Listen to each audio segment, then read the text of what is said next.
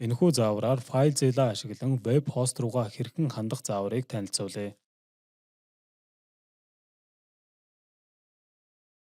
FileZilla програмаа ажилуулна. FileSys-ний Site Manager дээр дарна. Гарч ирэх цонхноос New Sites товч дээр дарна. Гарч ирсэн талбарын хост хэсэгт өөрийн домен нэрээ бичнэ. Port хэсэгт 21 гэж тавина.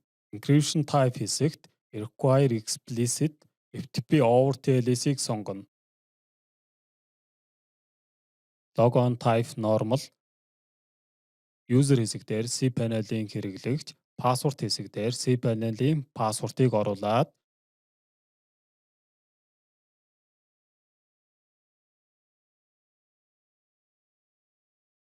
Connect товчийг дарна. Серверийн SSL-тэй холбоотой анхааруулах цонх гарч ирнэ. OK товчийг дараа цааш үргэлжлүүлнэ. FTP протокол ашиглан веб хостн руугаа амжилттай холбогдлоо.